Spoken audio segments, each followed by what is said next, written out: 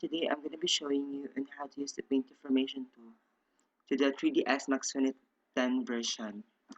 So in here, as you can see in our viewport, we have this perspective view. Now let's maximize this one using the maximize viewport toggle. So first is that I'm going to show you how to do a landscape using a Paint Deformation tool. So first, let us make a plane. Click the plane one and then click the first part that we're going to do, which is it is in a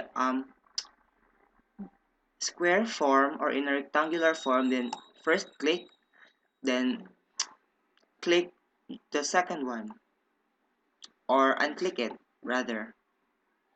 So as you can see in here, we have just created a plane.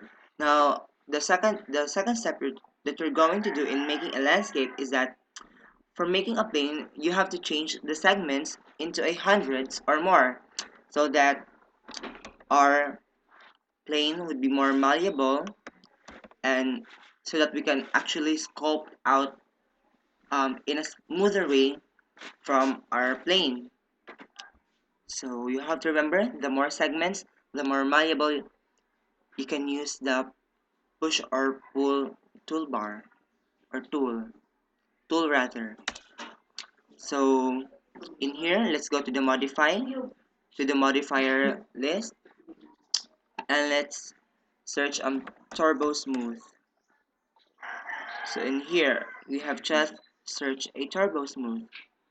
So let's change also the color for a better graphic view.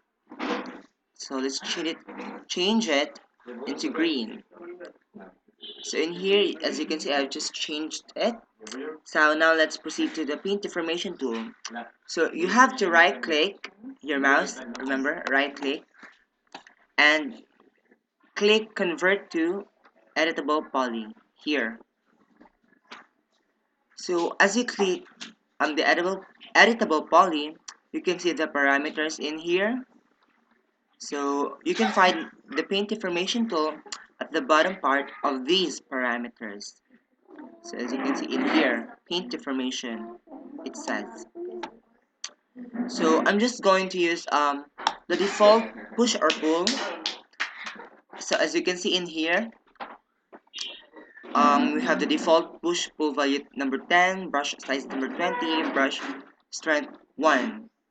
So I'm just going to use the default one to show you. So in using this, you have to click and drag so that you can create an organic curve to your plane. So as you can see in here, it actually resembles those mountains, terrains that you can see in pictures of what a landscape should be. So there. So this is just actually basic I'm showing you. You can actually create much more advanced landscaping if you want using this tool. So for tutorial purposes, this is just what I'm gonna show you. So there, as you can see, we have just made a landscape. So now let's delete this one. There. Let's hide the grid by hitting G. There. So let us make a sphere first. Go back to the create and to the standard primitives. Under it is a sphere. So let's make it a sphere. So let's move this one. There. So as you can see in here, let's modify this one, the segments, into 100 or more, depending on how malleable your sphere will going to be. So in here, let us scale this one in an oblong shape so that it will resemble more of like a face. So there. Now let's change the color into a skin like. Let's go to the modifier list. Let's go to the turbo smooth. There. And again, let's right click, convert to editable poly. So in editable poly, in the parameters, the last one, the paint deformation tool, you can actually find it at the bottom here. So in making a face, we're going to click the brush options, click the mirror. Just leave everything here as a default. So let's exit this one. So we're going to use this push and pull value. So as you can see, what a mirror does is that what I'm doing to the left side will be on the right side too. So let's change the brush size into 10 and the push and pull value into 5 or 3. It actually depends on what you want. So here I'm going to make just a simple eyebrow there. And the second one, I'm going to make just a very simple nose, more like a dot or that one.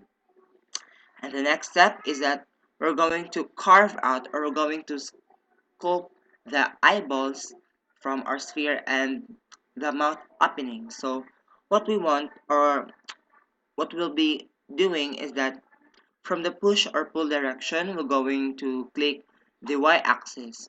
So when you carve out something from your polygon or from your geometry, um, it actually depends on the axis you're working with when you want to carve out. So as of now, um, we're going to use the y-axis to sculpt out the eye sockets. So there, as you can see it does not extrude it, but rather it carves out from the sphere. So there, it resembles the eye already. Now we're going to make a mouth, or the mouth opening. So let's change the press and pull value. Let's just say into 2. So we're going to make this boy smile. There. A very happy kid. Okay, it's kind of creepy, so let's change it into a more friendlier smile. There. So as you can see, it actually resembles a face. So let me edit the eyes first. We're going to add more depth for representation for the iris. So let's change the brush size into 5.